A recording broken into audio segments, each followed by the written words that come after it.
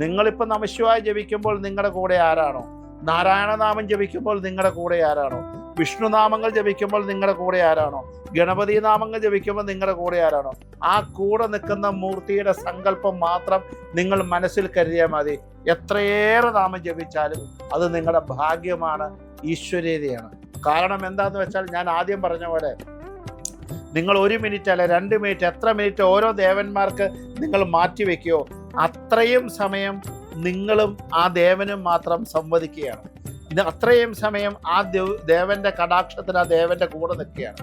അത്രയും സമയം നിങ്ങളുടെ പൂർണ്ണമായ മോക്ഷത്തിന് വേണ്ടി ആ ദേവന്റെ കൂടെ നിൽക്കുകയാണ്. അത്രയും സമയം നമ്മുടെ ഉയർച്ചയ്ക്കും നന്മയ്ക്കും വേണ്ടി ആ ദേവന്റെ കൂടെ നിൽക്കുകയാണ്. അത്രയും സമയം നമ്മുടെ കുട്ടികളുടെ നന്മയ്ക്ക് വേണ്ടി നമ്മളെ ദേവന്റെ കൂടെ നിൽക്കുകയാണ്. അപ്പോൾ ആ സമയം ഏത് ദേവനെ പേരിലും എങ്ങനെ പ്രാർത്ഥിക്കുന്നത് നിങ്ങളുടെ നിശ്ചയമാണ്. അല്ലെങ്കിൽ ദേവന്മാർക്ക് തരംതിരിവില്ല. അതുകൊണ്ട് തന്നെ നാമജപാദികൾക്ക് ഒരു ഒരു പരിധികളില്ല, പരിമിതികളില്ല. അനന്തരമായി നിൽക്കുന്ന സാഗരത്തിലേക്ക് നമ്മളെ കൊണ്ടുപോകാൻ പറ്റുന്നതാണ് നാമജപം.